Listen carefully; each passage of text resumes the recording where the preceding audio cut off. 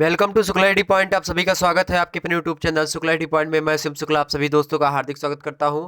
दोस्तों, आज के वीडियो में जो है मैं बताऊंगा आपको कि किस प्रकार के प्रश्न एग्जाम में पूछे जाते हैं बीए सेकंड ईयर की परीक्षा में। और बीए सेकंड ईयर में अगर आप समाज शास्त्र लेते हो तो समाज शास्त्र के फर्स्ट पेपर से किस प्रकार से एग्जाम में क्वेश्चन पूछे जाते हैं।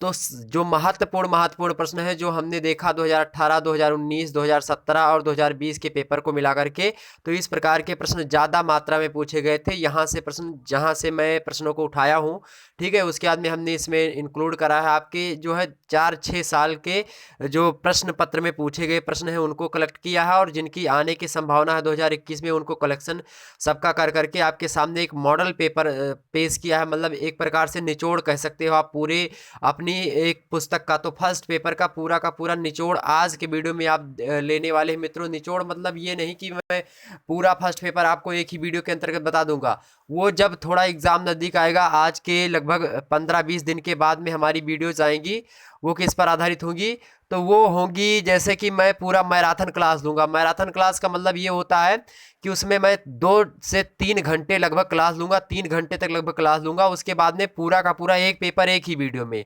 पूरे एक पेपर मतलब रिवीजन के तौर पर मैं पूरा का पूरा एकदम से करवा दूंगा। एकदम से कुछ नहीं, आप एकदम से रट जाएगा, आपको एकदम से समझ लीजिए।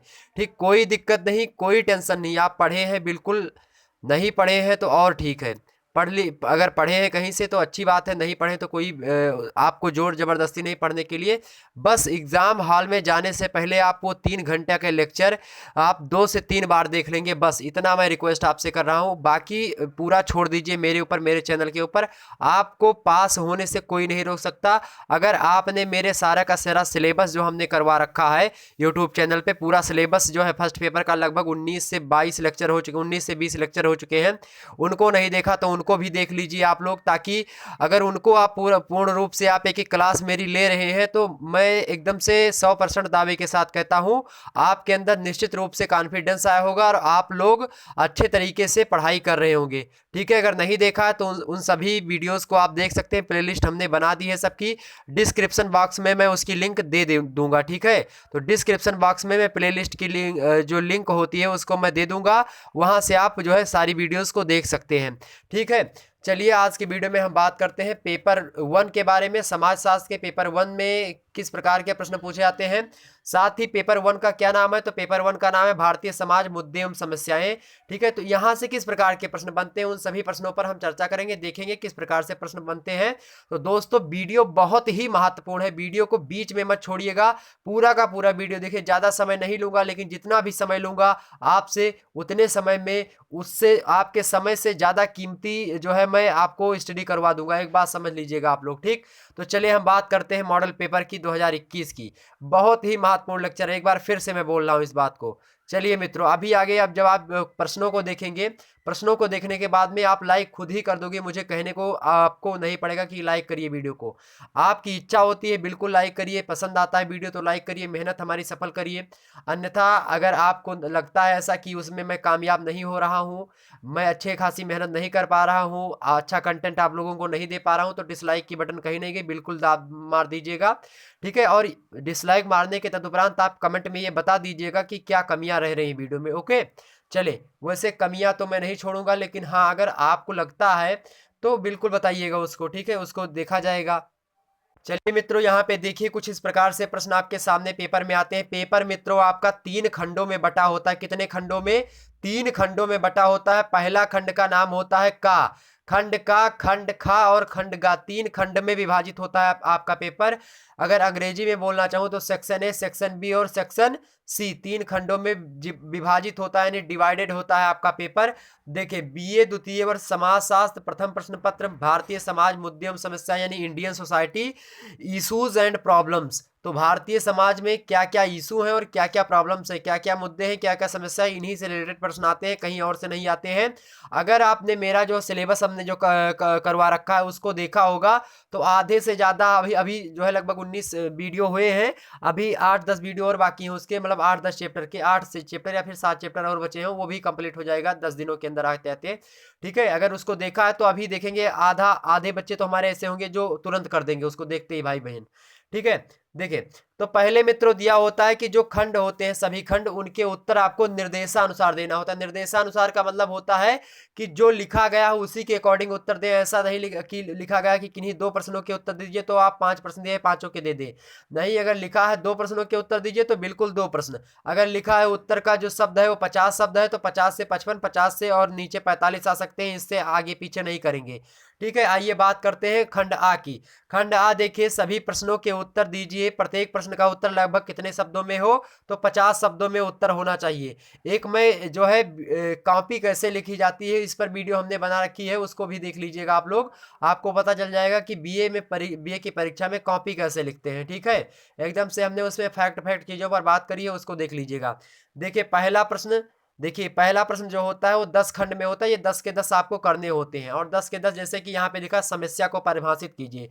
तो समस्या को परिभाषित करते हुए आपको 10 शब्द लिखना है। ठीक है, कितना सॉरी 50 शब्द लिखना है। ठीक है, 50 शब्द में आपको समस्या की परिभाषा दे देनी। परिभाषा कैसी देनी है, परिभाषा आपको समस्या की जो एक समाजशास्त्री की परिभाषा हमने बताई, अभी कल ही वीडियो अपलोड किए हैं समस्या किससे संबंधित समस्या, उसमें हमने बताया कि समस्या क्या होती है, समस्या के प्रकार बताया, समस्या का कारण हमने बताया है।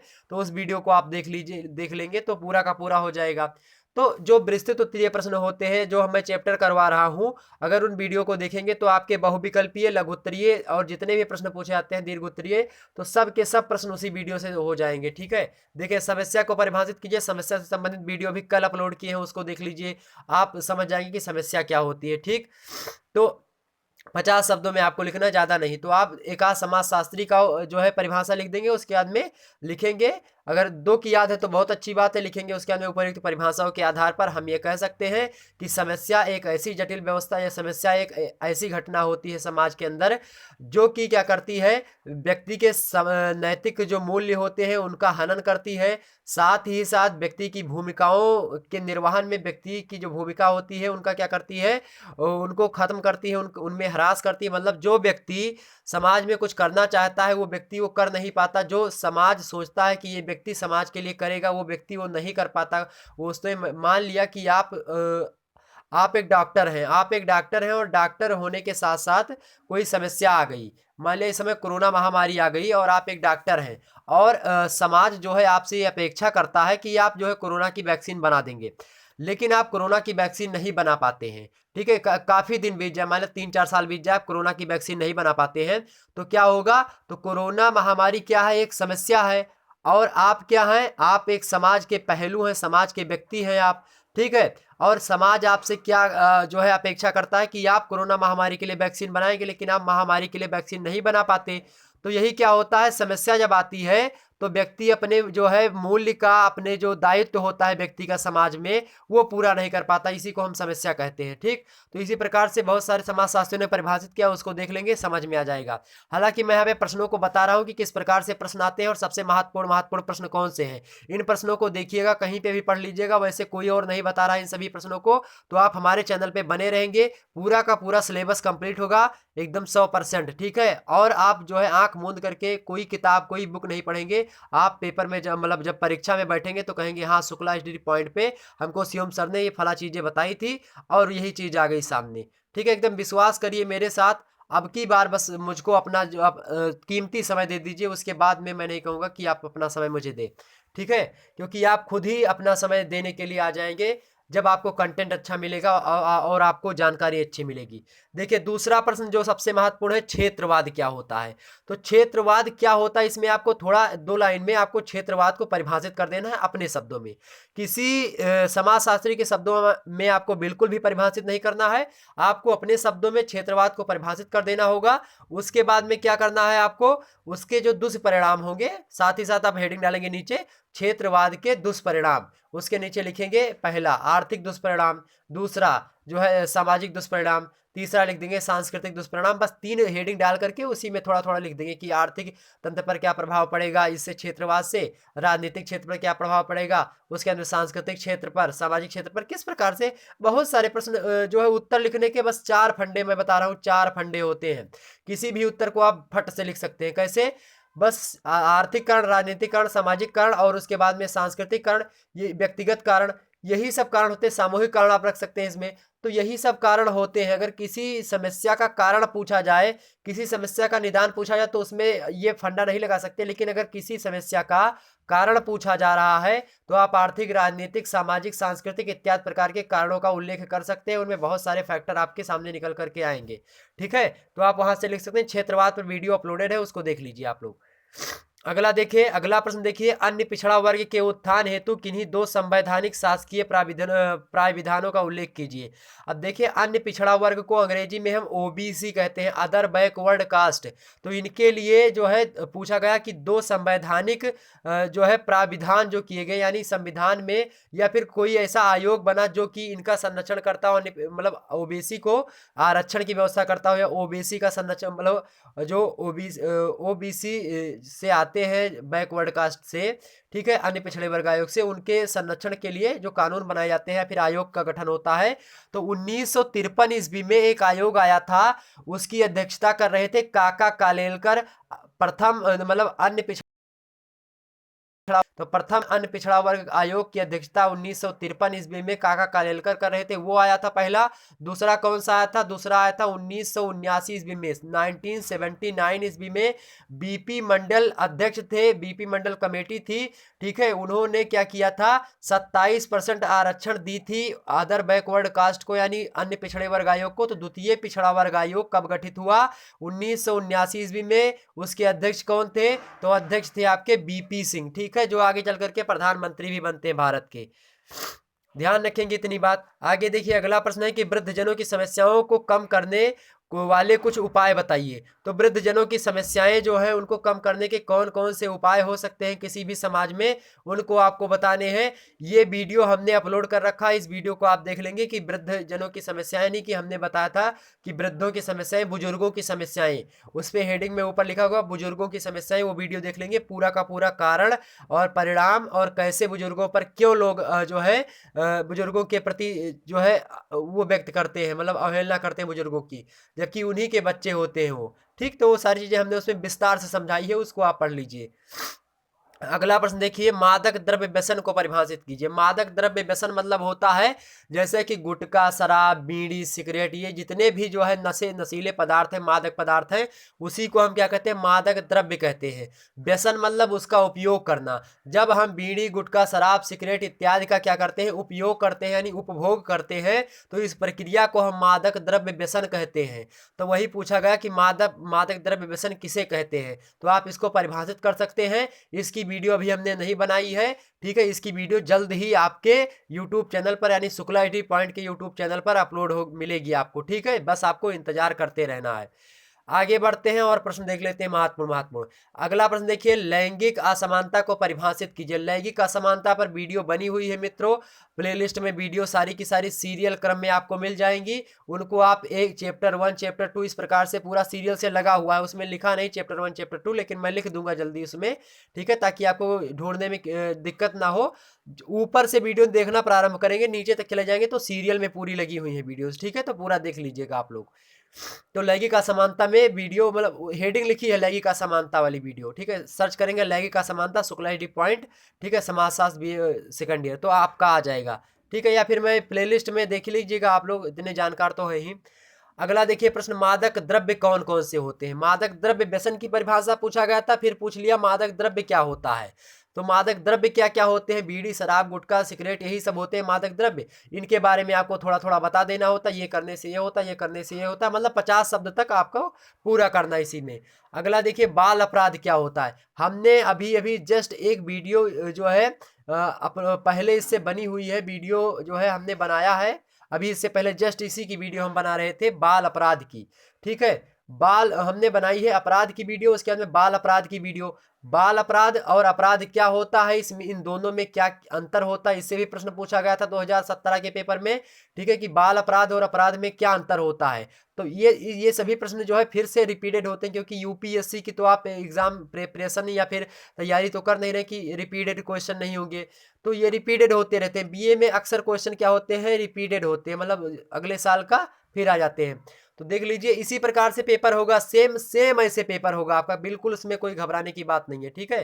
तो बाल अपराध क्या होता है उसमें मैं बता दूंगा कि बाल अपराध क्या होता है। बाल अपराध ही आगे चल करके अपराधी का रूप धारण करता है। और अपराधी भी दो प्रकार के होते हैं, सामाजिक अपराधी और कानूनी अपराधी यानी विधिक अपराधी, ठीक है। किसी समाज में हम अपराधी उस व्यक्ति को नहीं कह सकते जो कानूनी हिसाब से अपराधी हो, किसी को हम जो सामाजिक रूप से अपराधी हो उसको हम कानूनी अपराधी नहीं कह सकते। जैसे कि मान लिया आज जो है विवाह विच्छेद करना, तलाक देना क्या था, मान लिया आप जो है अंतर जाति विवाह करते हैं, आप दूसरे जाति में विवाह करते हैं, तो क्या होता है फिर दूसरे धर्म में विवाह करते हैं, तो कानून तो इसकी मान्यता देता है लेकिन समाज इसकी मान्यता नहीं देगा। तो समाज की दृष्टि से अंतर धार्मिक विवाह या अंतर जातीय विवाह कैसा विवाह है, ये एक आपराधिक विवाह मतलब अपराध की श्रेणी में आता है। तो इस प्रक्रिया को अपराध कहते हैं। कौन सा अपराध? सामाजिक अपराध। लेकिन अगर मैं बात करूं कानूनी अपराध, तो कानूनी अपराध नहीं, कानून इसको मंजूरी देता है, ठीक। तो वही सारी चीजें इसको हमने विस्तार से समझाया है, वो वीडियो आप लोग देख लीजिएगा। अगला देखिए भ्रष्टाचार क्या होता है, इस पर वीडियो जल्द ही आपके सामने आएगी। भ्रष्टाचार पर पूरा, भ्रष्टाचार से अगर दीर्घ उत्तरीय प्रश्न पूछा आता है तो भी उसी वीडियो को देखने के बाद में होगा, क्योंकि मैं पूरा दीर्घ उत्तरीय को ध्यान में रखते हुए ही बनाता हूँ। भ्रष्टाचार क्या होता है, भ्रष्टाचार की परिभाषा, भ्रष्टाचार का मीनिंग, भ्रष्टाचार कैसे होता है, भ्रष्टाचार के क्या क्या परिणाम होते हैं, किन देशों में भ्रष्टाचार अधिक है, भ्रष्टाचार से क्या क्या परिणाम हिंदुस्तान की युवाओं या फिर आवाम या फिर युवाओं पर किस प्रकार से पड़ती है, सभी बातों पर हम चर्चा करेंगे, ठीक है। अगला देखें 10वां अंतर पीढ़ी संघर्ष या फिर अंतः पीढ़ी संघर्ष में अंतर। तो अंतर पीढ़ी संघर्ष और अंतः पीढ़ी संघर्ष में क्या अंतर होता है इसको भी हम बताने का प्रयास करेंगे। हालांकि अंतर पीढ़ी से संबंधित वीडियो अपलोडेड है, इन दोनों में अंतर पर वीडियो मैं एक बनाऊंगा, ठीक है। तो अंतर वाली वीडियो लगभग 6-7 ऐसे वीडियो बनेंगे जिसमें अंतर के बारे में मैं चर्चा करूंगा, क्योंकि अंतर से रिलेटेड भी प्रश्न पूछे जाते हैं। तो मैं कोई भी ऐसा प्रश्न नहीं छोड़ना चाहता जो कि आपसे छूट जाए। तो आप जब परीक्षा में बैठे तो खट खट खट खट दिमाग में ही चलना चाहिए कि हाँ बस मुझे टाइम चाहिए लिखने के लिए, इतना आपके पास कंटेंट इकट्ठा हो जाना चाहिए कि मतलब एकदम से परीक्षक जो वहाँ पे जो है चेक कर रहा हो वो दंग रह जाए कि हाँ कहाँ से पढ़ के आया बंदा। चलिए खंडबा आता है, लघु उत्तरीय प्रश्न आपका। खंडबा देख लीजिए मित्रों, खंडबा है क्या? लघु उत्तरीय प्रश्न। इसको देखिए नोट, सभी प्रश्नों के उत्तर दीजिए, प्रत्येक प्रश्न का उत्तर लगभग 200 शब्दों में देना है। तो इसका आपको कितने शब्दों में देना है? 200 शब्दों में। पहला प्रश्न देखिए, भारत में लैंगिक विषमता का वर्णन कीजिए। दूसरा प्रश्न देखिए, भारत में लैंगिक विषमता का वर्णन कीजिए। और ध्यान रखेंगे मित्रों, लघु उत्तरीय प्रश्नों में आपको अथवा करके एक प्रश्न देगा, तो या फिर आप यह कर सकते हैं निर्धनता क्या है भारत की, मतलब भारत में इसके कारणों पर प्रकाश डालिए। निर्धनता क्या होती है और भारत में इसके कारणों पर प्रकाश डालिए, यानी भारत में निर्धनता क्यों हावी है, निर्धनता के क्या कारण है, इसको बताना है। तो निर्धनता पर वीडियो अपलोडेड है, साथ ही साथ जो है भारत में लैंगिक विषमता जो है उस पर भी वीडियो अपलोडेड है, ठीक है। तो लैंगिक असमानता या लैंगिक विषमता एक ही होती है, लैंगिक असमानता लैंगिक विषमता एक ही होती है, ठीक है। इस पर वीडियो अपलोडेड है, ठीक है, इसको देख लीजिएगा आप लोग। तो चाहे आप ये करेंगे चाहे ये करेंगे, इसी प्रकार से दिया रहेगा, तो इनमें से आप दोनों में से चाहे जो कर सकते हैं एग्जाम में, ठीक है। यहाँ पे दोनों ध्यान रखेंगे, दोनों प्रश्न इंपॉर्टेंट है, इसलिए हमने अथवा करके इसमें रखा है इसको। आगे बढ़ते हैं, अगला देखिए प्रश्न, आतंकवाद के दुष्परिणाम बताइए। आतंकवाद आपका लास्ट में चैप्टर पड़ता है, उसको भी मैं बताऊंगा आने वाली मतलब वीडियोस में वो मिलेगा आपको। 10-15 दिन के अंदर सारा का सारा सिलेबस आपका समाप्त हो जाएगा, फिर आराम से आप लोग नोट्स बना लीजिएगा, पढ़िएगा। उसके बाद ये पेपर नजदीक आएगा, फिर जब पूरा कोर्स कंप्लीट हो जाएगा तो मैं पूरे कोर्स की क्या बना दूंगा आपको, चैप्टर 1 इस प्रकार से क्या बना दूंगा, पूरी की पूरी पीडीएफ बना दूंगा, ठीक है। तो पीडीएफ आपको मैं सेंड कर दूंगा, पीडीएफ आप पढ़ लेंगे, पढ़ना होगा या फिर वीडियोस देख लेंगे, जो इच्छा होगी आप कर लेंगे। तो पीडीएफ भी आपको मिलेगा, ठीक है। मैं बता दूंगा, अनाउंस करूंगा, लाइव आऊंगा और बता दूंगा कि कब आपको पीडीएफ मिलेगी, ठीक। चलिए अथवा करके देखें अगला प्रश्न। अथवा में आप अगला लिख सकते थे कि भारत में धार्मिक क्षेत्र में गिरावट पर प्रकाश डालिए। तो भारत में धार्मिक क्षेत्र पर गिरावट कैसे हो रही, मतलब भारतीय जो धर्म है, मूल धर्म जो भारत का है, वो किस प्रकार से गिर रहा है और किस प्रकार कौन कौन से कारण है जो उसको प्रभावी बना रहे हैं, तो उस पर हमको प्रकाश डालना था। भारत में पहले धर्म की परिभाषा हमको देनी पड़ेगी, भारत के धर्म की, कि भारत में कौन कौन से धर्म रहते हैं, उनमें जो सबसे प्राचीन धर्म है सनातन धर्म, उसके बारे में आपको बताते हुए उसकी गिरावट के बारे में चर्चा करनी है कि पाश्चात्य लोगों के द्वारा किस प्रकार से इस पर अपना प्रभुत्व जमाया गया। विभिन्न जो है लोग, मतलब तमाम प्रकार के लोग भारत पर आक्रमण करते रहेंगे, डच से लेकर के पुर्तगाली, डच, उसके बाद में अंग्रेज, फ्रांसीसी, मतलब सभी लोग करते रहे हैं आक्रमण। तो ये सभी लोग अपनी अपनी संस्कृति यहाँ पर छोड़ते गए हैं और अपनी संस्कृति, हमारी संस्कृति को नष्ट करते गए हैं। मैं बात करूँ अगर मध्यकाल में तुलसीदास जी ना होते, तुलसीदास जी और सूरदास जी जैसे महान ये साहित्यकार ना होते, महान जो है हिंदी साहित्य के लेखक ये ना होते, तो हमें नहीं लगता कि भारत में जो है आज जो सनातन धर्म की इस प्रकार से बचा रहता।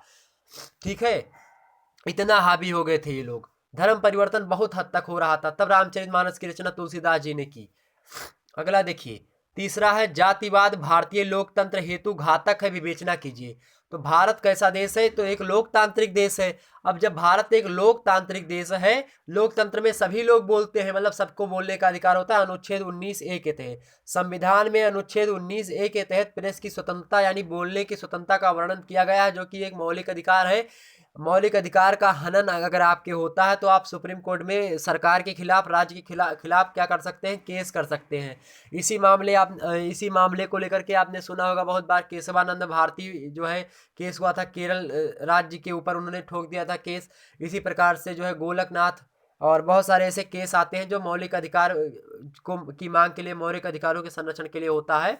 ठीक है, तो भारत जैसे लोकतंत्र में क्या जातिवाद जो है वो घातक है, मतलब जातिवाद बेकार है, इसकी आपको विवेचना करनी है। तो क्या जो है बेकार है, क्या सही है, इस प्रकार से आपको बताना, तर्क देना है आपको। ठीक है, तो यहाँ पे घातक है, इसको सिद्ध करना है, ये बात सिद्ध करनी है कि भारत में लोकतंत्र, भारतीय लोकतंत्र में यानी भारत में भारतीय लोकतंत्र हेतु जो जातिवाद है वो घातक है, इसको आपको सिद्ध करना है। नहीं, इसकी विवेचना करनी है, आपको लास्ट तक ये सिद्ध कर देना है कि हाँ जातिवाद भारतीय लोकतंत्र को जो है खत्म कर सकता है, भारतीय लोकतंत्र को घटा रहा है या फिर उसके लिए घातक है। ठीक है, लास्ट में आप लिख देंगे कि अतः जातिवाद भारतीय लोकतंत्र हेतु घातक है, इसके निदान के लिए सरकार के द्वारा नए नए कदम उठाने जाने चाहिए।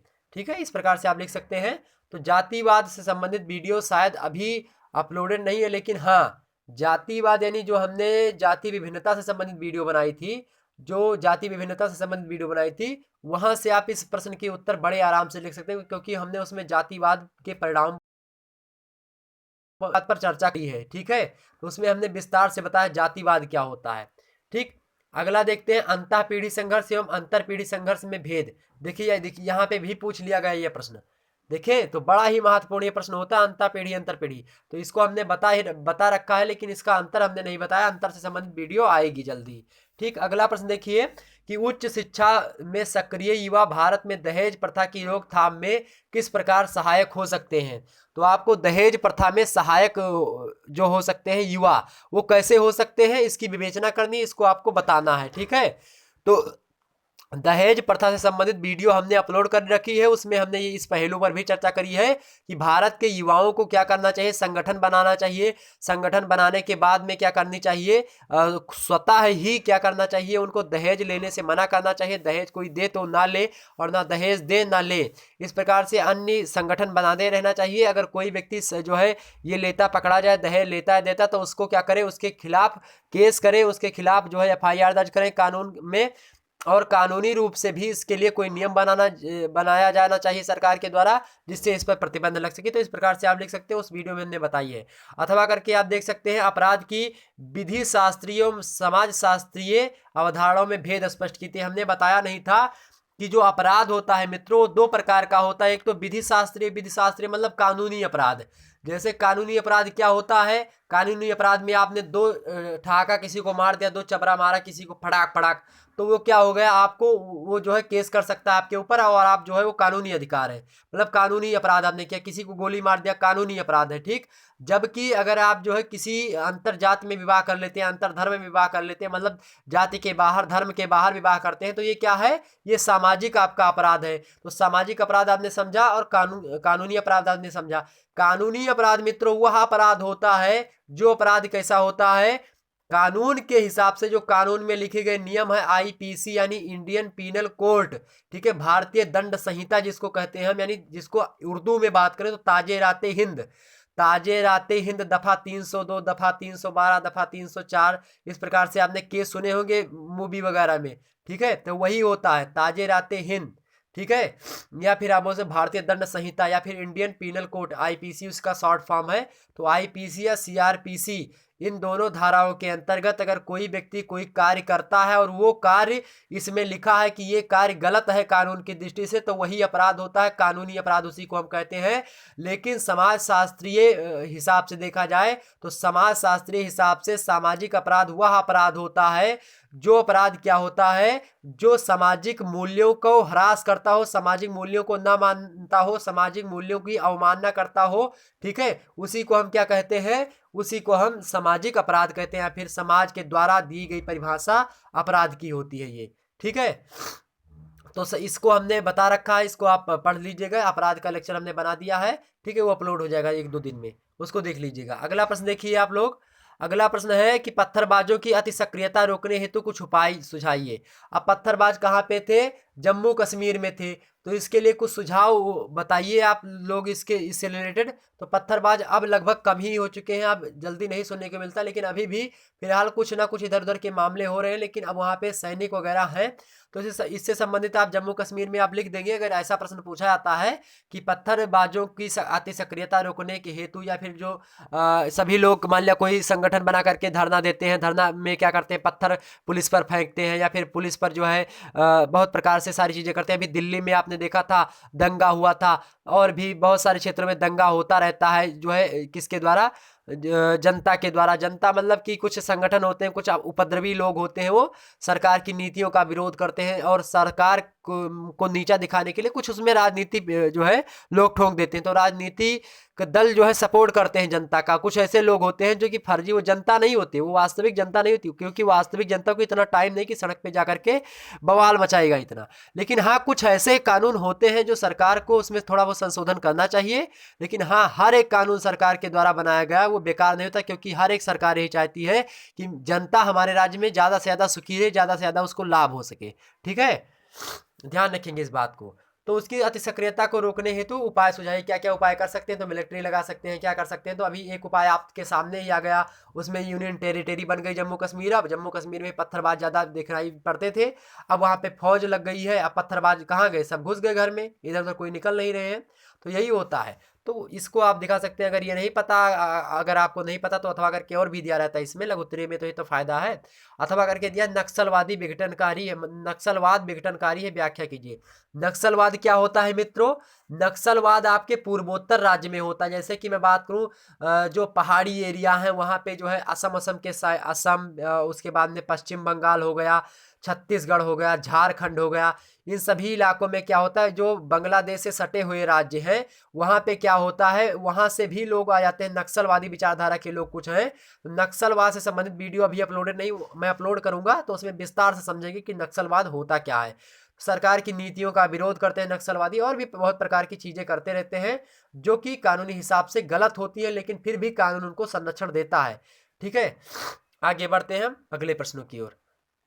महत्वपूर्ण, बहुत ही महत्वपूर्ण लेक्चर है मित्रों, ये बहुत ही महत्वपूर्ण लेक्चर है, ध्यान रखेंगे। खंड सा देखिए, दीर्घ उत्तरीय प्रश्न, इसमें आपको 5 प्रश्न मित्रों मिलेगा, और 5 प्रश्न जो होंगे इनमें से केवल 2 प्रश्न आपको करने होंगे, और 2 प्रश्नों के उत्तर आपको लगभग 500-500 शब्दों में लिखने होंगे। मतलब आपको मित्रों कितने शब्दों में लिखने होंगे, तो 2 प्रश्नों के उत्तर आपको मित्रों लिखने होंगे 500-500 शब्द में आपको लिखना होता है खंड सा का उत्तर, दीर्घ उत्तरीय प्रश्न। उसके बाद मतलब 2 प्रश्न लिखने, तो 500 का एक प्रश्न हो गया, 500 शब्दों का एक प्रश्न हो गया। और उसमें देखेंगे तो उसमें भी 2000 लिखेंगे आप लोग, ठीक है, लघु उत्तरीय प्रश्नों में। प्रत्येक प्रश्न जो है लघु उत्तरीय का 10 नंबर का होता है, इसका 15-15 नंबर का होता है। तो 10-5 50 नंबर का हो गया, 15-15 30 नंबर का होगा, और 20 नंबर का खंड आ यानी अति लघु उत्तरीय प्रश्न जो होते हैं वो होते हैं, ठीक है। चले अब बात कर लेते हैं, देखिए प्रश्न यहाँ पे, तो भारत में अनुसूचित जातियों के सशक्तिकरण के विभिन्न कार्यक्रमों की चर्चा कीजिए। बड़ा ही महत्वपूर्ण प्रश्न है, इसको देख लीजिएगा। अनुसूचित जातियों से रिलेटेड वीडियो अपलोडेड है, उसको देख लीजिएगा, ठीक। अगला प्रश्न है कि भ्रष्टाचार और राजनीति में क्या संबंध है, उदाहरण सहित बताइए। तो भ्रष्टाचार क्या होता है और भ्रष्टाचार का राजनीति से किस प्रकार से संबंध है, क्योंकि राजनीतिक व्यक्ति ही भ्रष्टाचार करते हैं, इसलिए ये प्रश्न एग्जाम में पूछा गया कि राजनीति और भ्रष्टाचार में क्या संबंध होता है। तो रिलेशन इनका कैसा है, कैसा रिलेशन है इन दोनों के बीच में, पॉलिटिक्स में और भ्रष्टाचार में, ठीक है, क्या रिलेशन होता है, तो इसको आपको बताना है, इसको उदाहरण के सहित समझाना है। 1-2 उदाहरण भी आपको देना पड़ेंगे, इतिहास में घटित हुए हैं ये सभी जो है, ये इस पर लेक्चर में बताऊंगा। भ्रष्टाचार जब समझाऊंगा विस्तार से, तो उसमें राजनीतिक दल की भूमिका भी मैं बताऊंगा, ठीक है, तो आप बस हमारे चैनल को सब्सक्राइब कर दीजिए। वीडियो अब तो आपको लग गया होगा कि वीडियो कैसी है और वीडियो में जो है किस प्रकार का कंटेंट आपको मिल रहा है और आने वाले समय में किस प्रकार का कंटेंट मिलता रहेगा। तो अगर आपको लगता है कि कंटेंट अच्छा मिलेगा तो प्लीज़ वीडियो को लाइक करिए, चैनल को सब्सक्राइब करिए, वीडियो को शेयर करिए। सभी लोगों के पास हाथ जोड़ करके निवेदन है, क्योंकि जब सभी लोग देखेंगे वीडियो, ज़्यादा से ज़्यादा व्यू वगैरह आएंगे, ज़्यादा से ज़्यादा लोग लाइक करेंगे, तो मुझे क्या होगा, मुझे प्रेरणा मिलेगी कि मैं और वीडियो बनाऊं और से अच्छा, और से मतलब और वीडियो आपके लिए अपलोड करूं, ज़्यादा से ज़्यादा मेहनत करूं।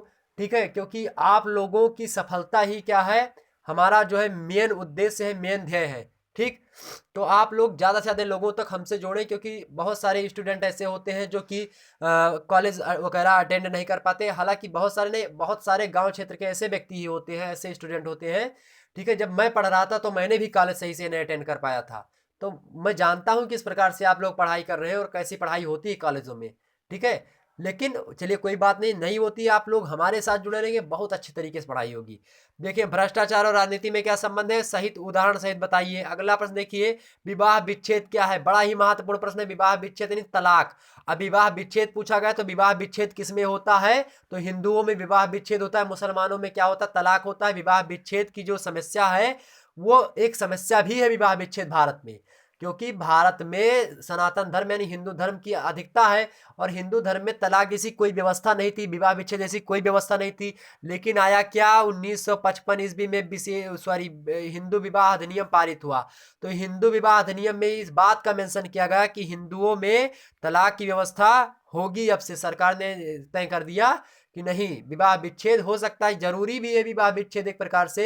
मान लिया कोई ऐसी व्यक्ति की शादी किसी ऐसी पत्नी लड़की से हो जाती है, माने लड़की तो सही है, लड़का दारू वगैरह पी करके खूब आता है, मारता है उसको बेचारी को, ठीक है, या दहेज के लिए उसको प्रताड़ित करता रहता है, तो आप क्या कर सकते हैं, आप विवाह तोड़ सकते हैं, विवाह विच्छेद यानी आप जो है तलाक ले सकते हैं।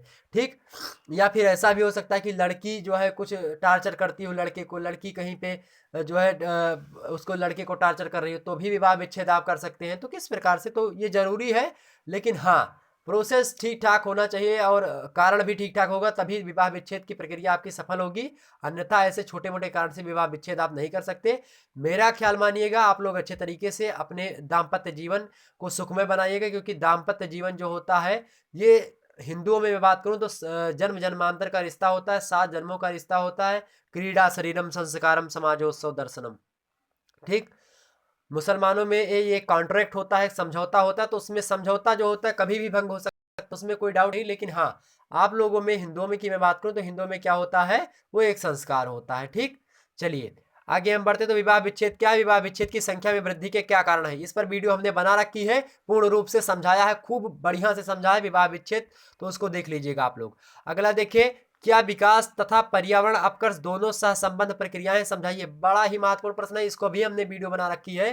तो देखें, अगर आधा लेक्चर, अभी हमारे 19 वीडियो अपलोडेड है या 18 वीडियो अपलोडेड है, अगर उन्हीं में से अगर आपने 18 वीडियोस को देख लिया होगा, तो मैं दावे के साथ कहता हूं एक भी प्रश्न आपके छूटेंगे नहीं, क्योंकि हर एक प्रश्न ऐसा हुआ है जो कि कुछ ना कुछ, मान लिया ये देखिए, विवाह विच्छेद पर वीडियो बना है, विकास की अवधारणा पर बना है, और पर्यावरण अपकर्ष, इन दोनों की वीडियो अलग अलग बनी है। ठीक है, दोनों को अगर आपने देखा तो अच्छे तरीके से दोनों को लिंक कर सकते हैं आप, क्योंकि पर्यावरण से संबंधित होता है विकास, और जब विकास होता है मित्रों किसी भी क्षेत्र का, तो क्या होता है, क्या होता है, पारिस्थितिकी अपकर्ष होता है। पारिस्थितिकी अपकर्ष मतलब क्या होता है, पर्यावरण की हानि होती है।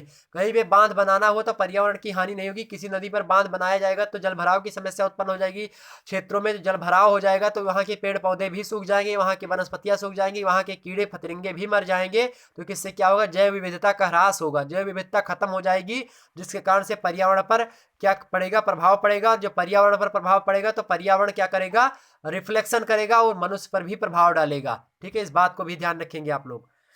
तो क्या विकास तथा पर्यावरण अपकर्ष, पर्यावरण अपकर्ष या पारिस्थितिकी अपकर्ष जो है एक दूसरे से सहसंबंध है, यानी इंटर रिलेशन रखते हैं दोनों, तो बिल्कुल रखते हैं। ठीक है, इसको आपको समझाना था तो वीडियो देख लेंगे तो बिल्कुल समझा देंगे आप। अगला देखिए, अपराध क्या है, अपराध के समाज शास्त्रीय सिद्धांत की व्याख्या कीजिए। ठीक है, इस पर भी वीडियो बनी है।